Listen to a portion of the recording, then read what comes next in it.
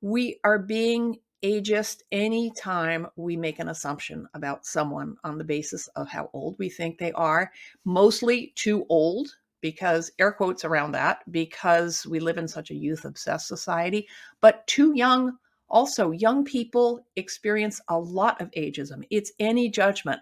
So the earlier in life you can say, whoa, this is bias. These are ready made ideas that don't serve me well. The earlier in life you can look at that and become what I call an old person in training, a phrase I appropriated from a geriatrician named Joanne Lynn, the better.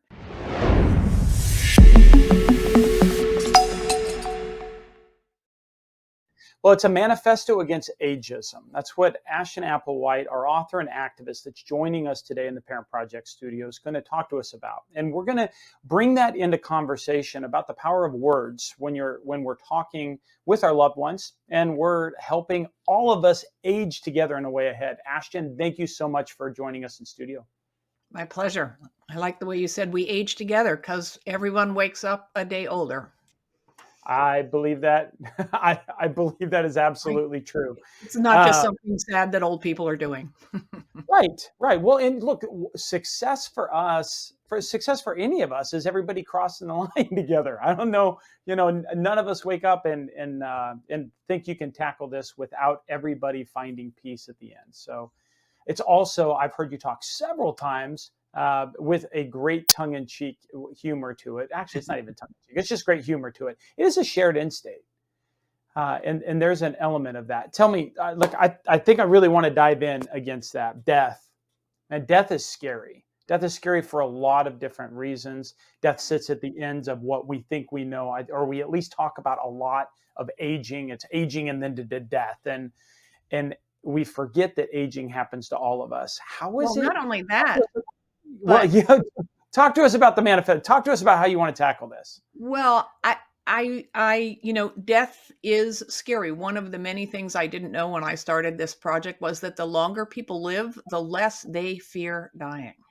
Mm-hmm. There are always exceptions, but by and large, people, they don't want to die. They don't want to die in pain, but they stop worrying about it because we become able to live more in the present and to appreciate the opportunities of the day, because we're aware that time is short, right? It doesn't fill us with dread.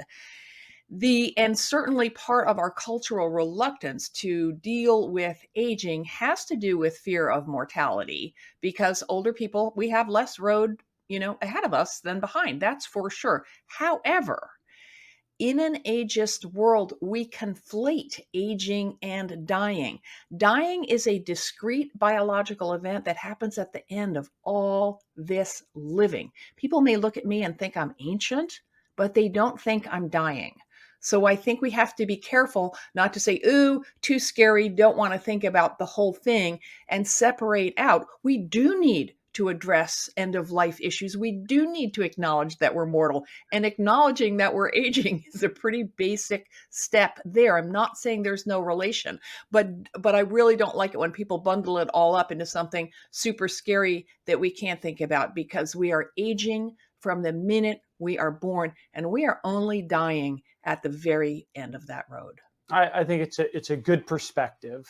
In that perspective, the commercialism kind of comes against and uses a lot of fear in order to get us to move on these things, and that's you're challenging that. So when you do that, you're an activist from that. Talk to us about that. What does that mean? What does it mean to be an activist against ageism in your manifesto against ageism? What do you want to draw off of that, and how did you get to there?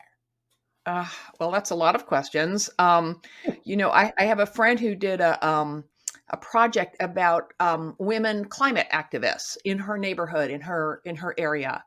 And I said, I have a perfect title for you, because every single person she talked to, and I think it's a little bit gendered, women are a little less willing sometimes to state their accomplishments, but maybe that's changing. And every woman she talked to said, I'm not an activist, but I helped this law get passed. I cleaned up that sidewalk, whatever it was. If you shift a tiny bit the way you think about age and aging. If you spend 10 seconds thinking about, gee, maybe it's not all about dying and I need to reframe that. If you challenge conventional attitudes towards age and aging in any way, just between your ears, you are contributing to culture change. Because when we think differently about something, we go out in the world differently. We've all known that. We've all been dressed to the nines and nobody's looked twice, and we've gone out on our sweatpants and heads have turned, right? It's how we carry ourselves and how we learn things. So I am a full-time activist. If the world were full of full-time activists, it would be intolerable because everyone would be arguing with each other all the time or whatever, scrambling for the microphone. But I don't want people to think of it as a full-time or arduous thing. If you if you want to be less afraid of aging, learn about aging, right? Because the more we learn, the less scary it is, because so much of what we think we know is wrong or way off base. And carry that knowledge out in your interactions, in your conversations, or just in a dialogue in your own head. Think about how you think about age and aging. When a thought about age pops into your head, stop for a second and like, wow, did I just blame my, a pain, my knee, ow, on being old? Well, does your other knee hurt? It's just as old. Mhm. If you say, oh, I'm too old for, too young for that, there's no such thing, right? Other people that same age can do that thing, don't want to do that thing, couldn't do that thing when they were younger. Interrogate how you think about old, because, sorry, this is a really long answer, but it's a crucial point. I gave you multiple questions. This is fair. Yeah. Almost all bias is unconscious, and we can't challenge bias unless we're aware of it. And these are new ideas to most people. So just stop and think about how you think about age and aging. It'll pop you what friends dating someone. How old are they?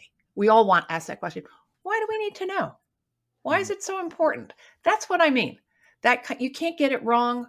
No judgment, but stopping to think about where your attitudes are, where they come from, And then the next step is like, whoa, why do I equate every ache and pain with my age? Why do I think that it's appropriate or inappropriate for someone to date someone older or younger? That's the next step. And I will tell you, if you had told me 15 years ago I would be fascinated by aging, I would have said, ew, why do I want to spend my time thinking about something sad and icky?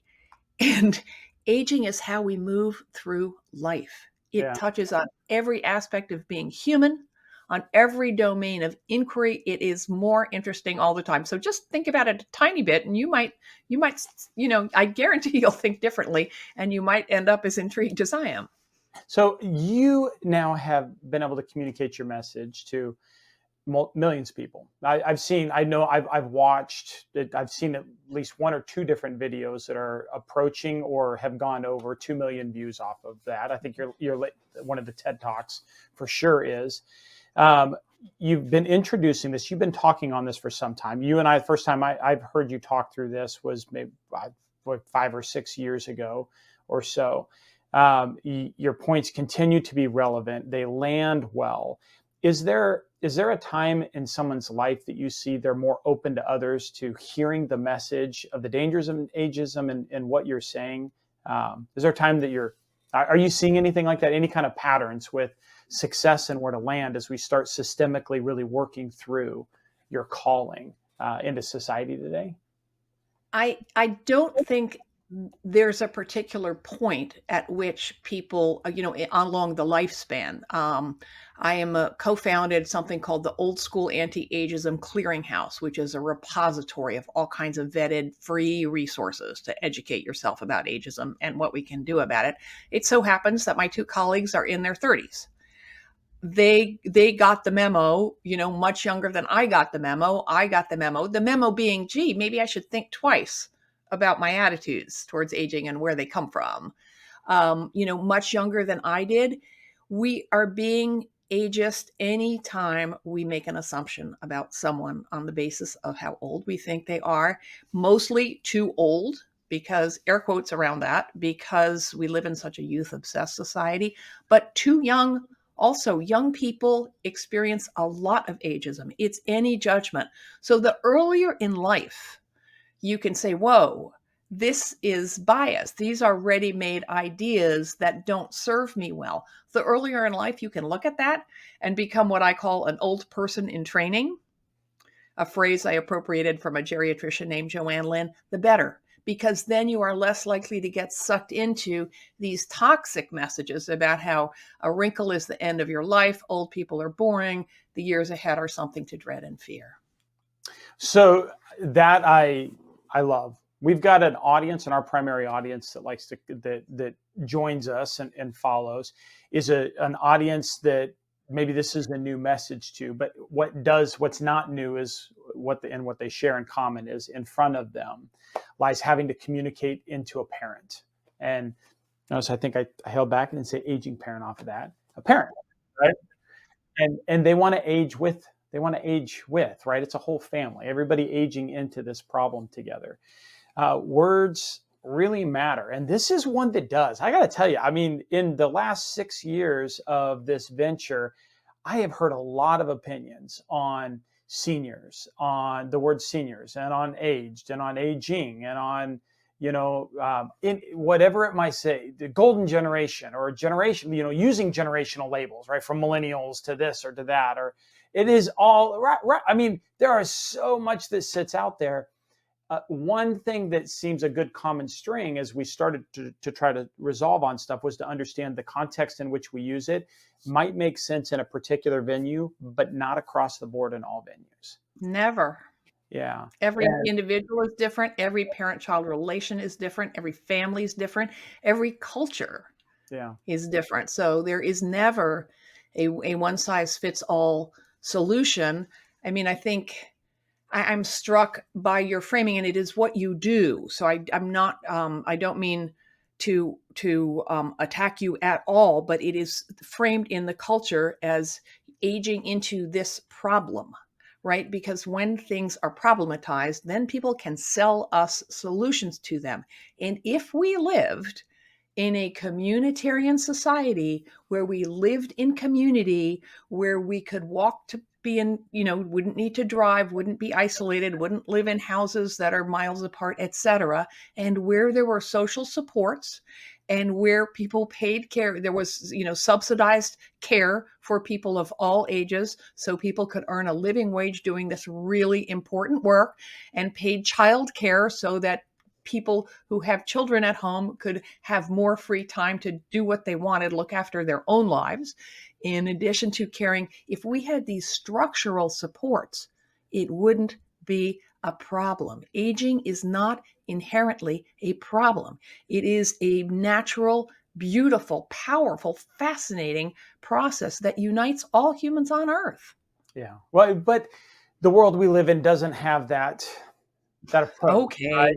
It is non. I love the utopian push you put out there, and really, it's important to zoom out and see that there's structures out here that make it harder than it has to be. And instead of constantly like, oh my God, if only I were stronger or better, or my mother didn't drive me nuts, or I hadn't had quintuplets, or whatever it is, I could be doing this perfectly. Not in this world, you couldn't be. And it's important to direct our anger and our efforts at the systems that impoverish us all, rather than take the responsibility individually. That's and you don't even have to say that. So in fact, you feel no need to qualify. I very much value in one thing that I really pulled off of the statement that you had there is utopian painting of where we could be or not, is that it really showed that the problem's not the problem. The problem that sits in front of us isn't that, and that's super important, right? Whether you are, my first life as a military officer, and in solving a conflict or resolving through an issue off of that, obviously military is the last resort you want to go to. It's when all diplomacy fails. It's when everything else can't figure its way out, and unfortunately people feel like they have to move into that direction. And you'll never meet anybody who wants to be out of a job more than somebody in the military from that. You just hope it doesn't have to come down to that. But when it does, because it's a real world, you need to understand that the problem is not the problem. 100%. We're dealing with a broken system. Exactly. We all have to deal with it. And a culmination maybe many broken systems that had been built or fixed on top of another broken one, and it has no chance to come through and where that goes. So Well, with that we said, need to keep pushing for systemic change. I think It's, that is, yeah, no, I think that is super, super important. That can't go away. And so while you work through this and you're working, now I'm speaking into the audience, as we're working through a problem, we have a problem in front of us in our shared string, is that we have an older family member who's struggling to get things done on themselves, needs us to push in. They need us to help in some way.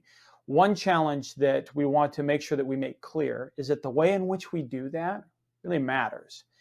And it's not always the easiest way, and it's not always the first way that comes up. It's super quick for me to jump in and just do it. But I can't think of anybody I want to come live my life. And I'm pretty sure my mom can't think of anybody she wants to come in and live hers. Yeah, yeah. And that's almost like one of those systemic, like one of those things that could just I think easily. that's human. I don't think that's systemic. I think it's really, this whole dialogue about autonomy and retaining control over things is really complicated. One of my favorite quotes, it's in my book, is from a Dutch gerontologist named Jan Bars. Autonomy requires collaborators. Mm. And it's really, it's like if you want to go to that doctor or go to that movie and you need someone to drive you there, then you need a collaborator in order for your wishes to be carried out. So it's not binary. We don't go from independent to dependent. No one, and by the way, no one is ever independent. We all depend on a vast web of networks for everything lifelong, no matter how wealthy and athletic and healthy you happen to be, right? Yeah. But we all, I mean, this is a little oversimplified, but I think it's always, a trick is to say, what would I want if I were in their position? Is this how I would want to be treated? It's not always possible to give the person what they want on their terms. In fact, it's often not. And that is just really, really complicated to negotiate. But if you can do it with respect, and with really listening, and I'm sure this is something other people have said more effectively on this podcast many times before me, there is often ageism on the part of the kids who are probably 50 years old, who perhaps don't want to come to terms with the fact that their parent is becoming incapacitated. And there's certainly denial on the other side. What do you mean I'm not safe to drive anymore? What do you mean I need to get rid of my giant house? There's denial, all the way. Sometimes it's a parent who wants the kid to say who wants to talk about perhaps end of life wishes or needing to move. And the kid is like, Mom, I don't want you to move out of the house I grew up in, or whatever. It goes in all directions, right? Yeah. Well, and we also look at, again, the surroundings around. Imagine living 75 or 80 years with the message of what it is to be old and the problem of aging, and that it's, once you absorb it and you understand that aging is a problem, then you can take this pill and that will make that problem go away, or you can It's not do a this problem. procedure and that problem will go away. Right. But that message trend on us to imagine fight. We know this, but we imagine where your family member might be coming from. If they've Think heard that about for where the 75 messages years, come. Where right, do the messages come from that yeah, aging is a problem? right. They come from the medical industrial complex. They That's what come I'm from the saying. beauty industry. They Mhm. come from people who profit from the medicalization and problematizing of changes and I'm not saying there aren't health problems that come with aging.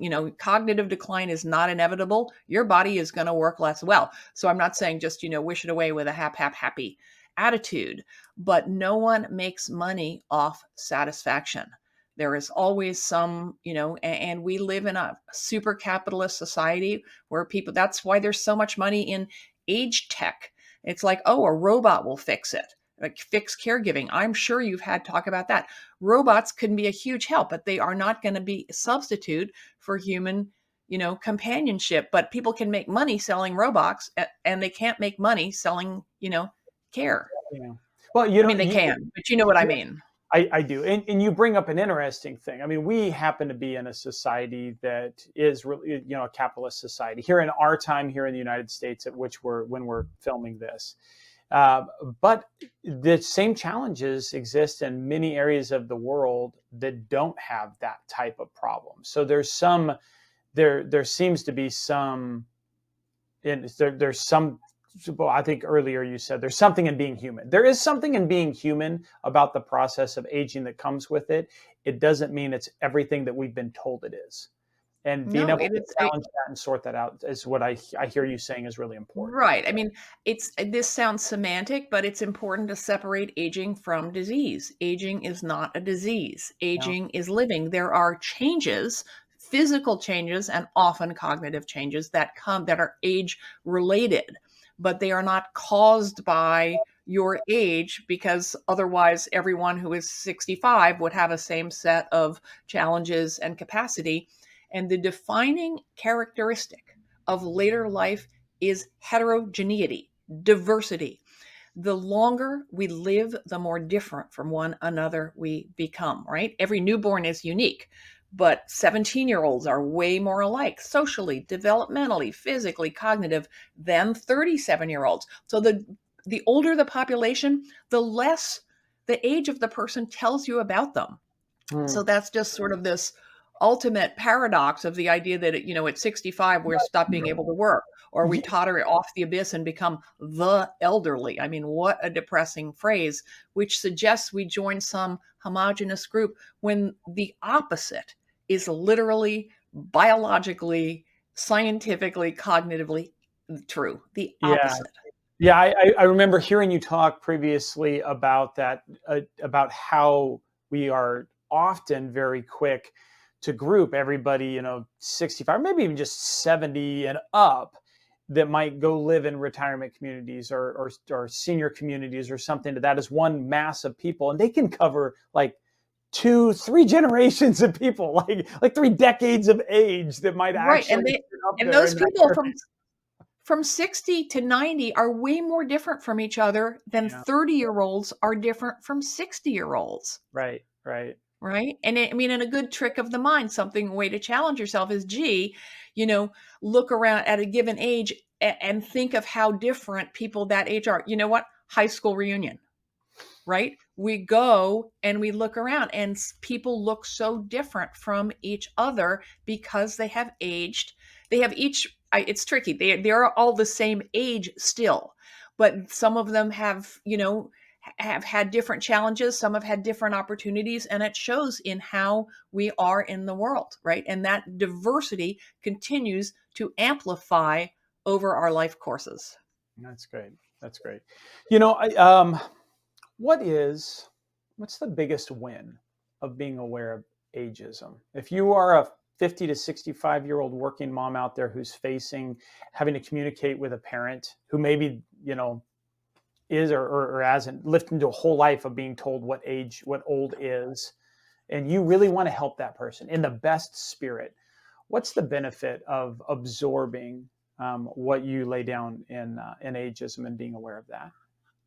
Well, the biggest win individually is that we become less afraid of aging. We question what we hear about it from the media and popular culture, and that interrogation is helpful, right? Because you realize if you spend 10 seconds looking around or read the first, 10 pages of my book, available for free, you realize, like, whoa, I've been a little brainwashed by the culture into not that the scary stuff isn't real, but that our fears are so out of proportion to reality. That's always a good thing to learn, right? Yeah. So that when we are step away a bit and realize, like, ooh, this dread I've been feeling is not realistic, that is a good thing. It is good for us individually. It's good for our health in 100 different ways, and it's good for our society, right, as well. So if you can bring that knowledge to your interactions, I would say, that's a win, because you're not going to be, because once you learn and think, if you look around at older people, all the 50-year-olds, we're really different from each other. I mean, I'm 70, but you see the evidence that we age in different ways, right? And I think that awareness, if you can bring that to your interactions, with your family, and it's super hard to do because they're your family and you have all this history with them, but that they too are doing it their own way. And that if you can appreciate the uniqueness of their circumstances and the fact that you are, let's say it's just two of you, you and your parent are up against shared obstacles, right? The perhaps economic issues, perhaps that there are not adequate caregiving options for, to bring someone else in, perhaps the fact that you live somewhere that requires driving everywhere and driving is not a safe option anymore. These are obstacles that you confront together that are not of anyone's making, right? And that it's a shared problem and a shared solution rather than, trying to force someone to do something they don't want to do, which I totally sympathize with. No judgment. This is such easy advice to give and hard advice to follow. Yeah. Well, in when you're in the throes of the moment, know that is one of the most difficult opportunities to call on, that really hard. You are going to work instinctual and habitual, what those things really hard into you at those moments, right? So, exercising that muscle ahead of time, so that you're prepared in your mind when it goes to recall what it's going to do in that moment, in that quick moment, it's able to recall something that's going to lead to a more positive outcome. Right. Ashton, talk to us about the book where you mentioned you still have it out. You actually have it out there and available for free in some cases, if not. No, my book is not available for free. But you can download the first chapter for free on Amazon is what I meant. If you want to, my idea is I work hard to put all my thinking out for the public for free on my website, thischairrocks.com. The link will be there. Thank you.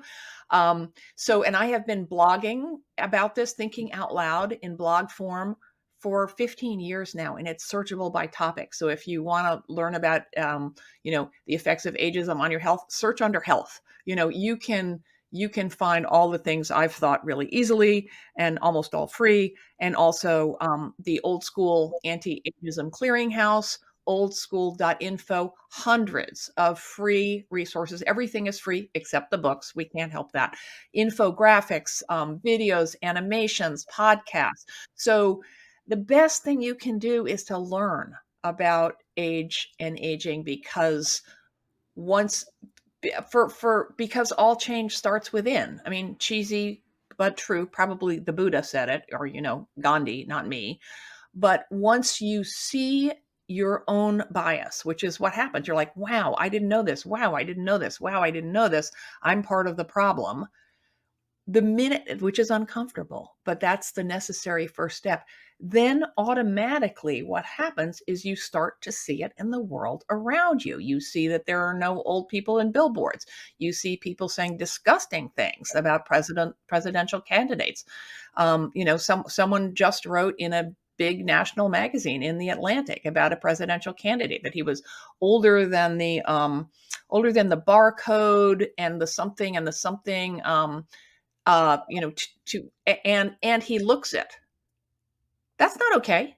Yeah. That's not okay to say about anyone, right? No. About that your appearance is attractive or not, and that determines your capability for a job. There's lots of other stuff that's fine to say, but that's not. So, you will develop the critical faculties to say, oh, that's not okay. This stuff is in the culture. It's all around me. It's not my fault. It's not that I am a bad person, but this means that it is a social and economic issue that we can come together and do something about. And that is really liberating. I think it is. It's a great, fresh perspective to come back on something that's truly important. Our words, the words we choose, the ones we're aware of, the ones that we use while we're working through our projects. And boy, I really appreciate you coming on and sharing your time, talents, and treasures with us, Ashton. Thank you so much for joining us. You are so welcome.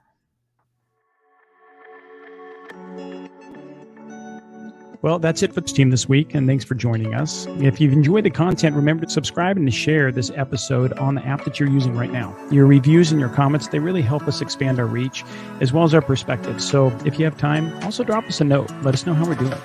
For tips and tools to clarify your parent project, simplify communication with your stakeholders, and verify the professionals that you choose, you can find us on YouTube, follow us on Instagram and Facebook. Thanks again for trusting us. Until our next episode, behold and be held. Thank you for listening to this Parent Projects podcast production. To access our show notes, resources, or forums, join us on your favorite social media platform or go to parentprojects.com. This show is for informational and educational purposes only. Before making any decisions, consult a professional credentialed in your local area. This show is copyrighted by Family Media and Technology Group Incorporated and Parent Projects LLC. Written permissions must be granted before syndication or rebroadcast.